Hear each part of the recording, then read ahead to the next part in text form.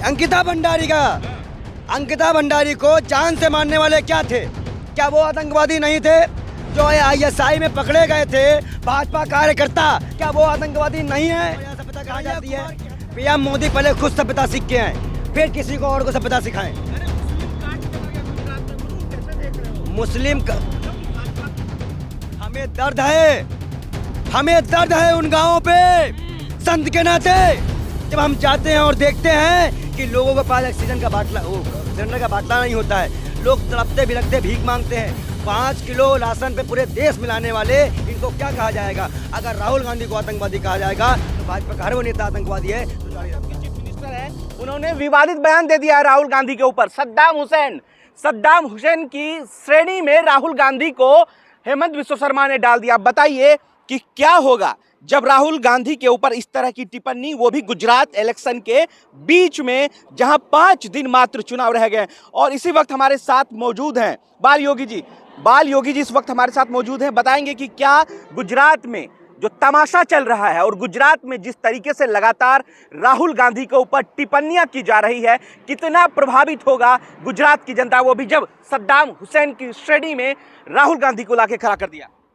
राहुल गांधी को सद्दाम हुसैन कहा है हेमंत बिस्वा शर्मा ने। और अभी जो है, जब देश के प्रधानमंत्री इतनी बड़ी दाढ़ी रखते थे वो रवींद्रनाथ टैगोर थे, और आज एक सनातनी हिंदू को सद्दाम हुसैन से जोड़ा जा रहा है।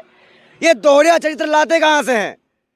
गोबर को चमनप्राश समझ के खाने वाले ये भाजपा के कार्यकर्ता, भाजपा के नेता लाते कहाँ से? असम के सीएम है वो हेमंत बिस्वा शर्मा। तो क्या करे, हम भी संत हैं हिंदुस्तान के, और हमारी भी आवाजें होनी चाहिए अपने देश के लिए। जो व्यक्ति राम की तरह वन टहल रहा है, लोगों को जोड़ रहा है, आज वो आतंकवादी है। अंकिता भंडारी का, अंकिता भंडारी को जान से मारने वाले क्या थे? क्या वो आतंकवादी नहीं थे? जो आईएसआई में पकड़े गए थे भाजपा कार्यकर्ता, क्या वो आतंकवादी नहीं है?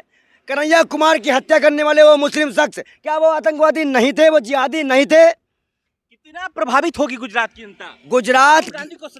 गुजरात की जनता आज गैस, पानी, नाली, झाड़ू, रोजगार से प्रभावित होगी। ये फालतू बयानों से, 2 कौड़ी के बयानों से प्रभावित नहीं होगी। फैकल्टी विजिटिंग कार्ड का है, फैकल्टी विजिटिंग कार्ड। मैं फैकल्टी विजिटिंग कार्ड का मैं कहता हूँ, वो तो प्रचार वाले कार्ड हैं वो लोग।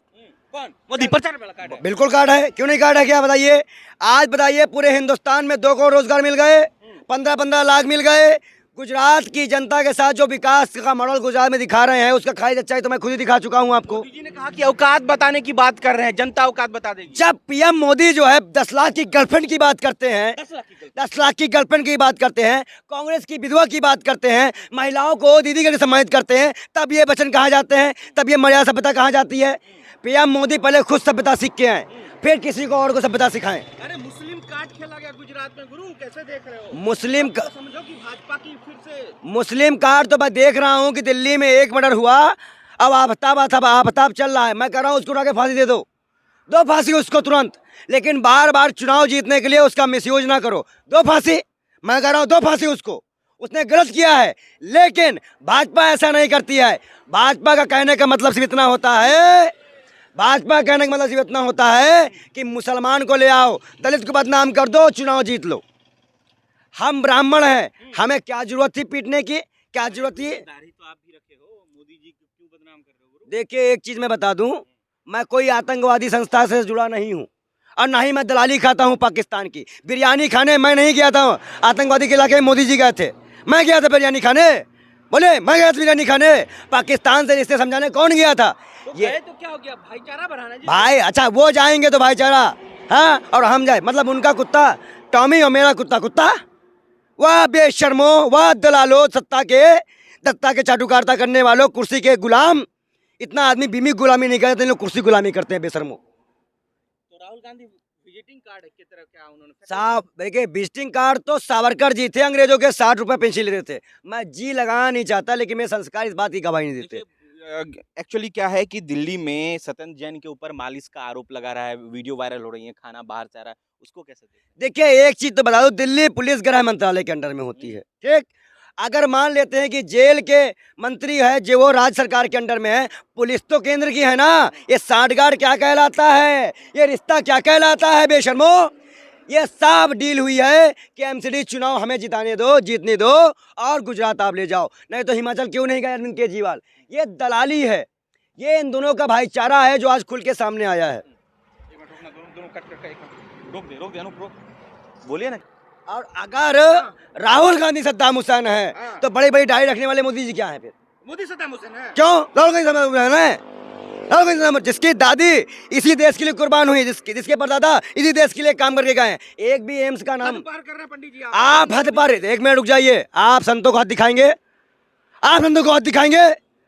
आपकी संतों का हद बताना आए हैं। थोड़ा मर्यादा तो रखिए प्राइम मिनिस्टर के लिए। तो प्राइम मिनिस्टर भी मर्यादा रखे ना बोलने से पहले। एक विपक्ष के बड़े नेता के लिए इस तरह के आप शब्द बयान बेशर्मी है, बेशर्मी। और सही बात तो है, औकात तो हम दिखाएंगे इनकी, औकात तो मैं दिखाऊंगा भाजपा वालों की। मधुसूदन मिस्त्री ने जो कहा उसको आप समर्थन दे रहे हैं? 22 लाख संतों का समर्थन दूंगा मैं। 22 लाख संतों का। कल ही कहा कि साधु संत हमारे साथ। कौन साधु संत उनके साथ है? आप बताइए, साधु संतों की बात करते हैं, किस संत के उन लोगों को जीएसटी बंद कर दिया है? अगर संतों के नाम पे जो जीएसटी लगती है बंद कर दें, हमें भी तो जीएसटी देनी पड़ती है। अगर कहीं जाना होता तो पेट्रोल तो भराना पड़ता है, महंगाई तो हम भी झेल रहे हैं, अब बेरोजगारी तो हमारे यहाँ के युवा भी झेल रहे हैं। हमें दर्द है उन गाँवों पे संत के नाते। जब हम जाते हैं और देखते हैं कि लोगों के पास ऑक्सीजन का बाटला, वो सिलेंडर का बाटला नहीं होता है, लोग तड़पते बिलखते भीख मांगते हैं। 5 किलो राशन पे पूरे देश मिलाने वाले इनको क्या कहा जाएगा? अगर राहुल गांधी को आतंकवादी कहा जाएगा तो भाजपा का हर वो नेता आतंकवादी है जो दाढ़ी रखता है। भाजपा का हर वो कार्यकर्ता आतंकवादी है जो दाढ़ी रखता है। हटवाओ दाढ़ी। सनवा हुसैन कौन है फिर?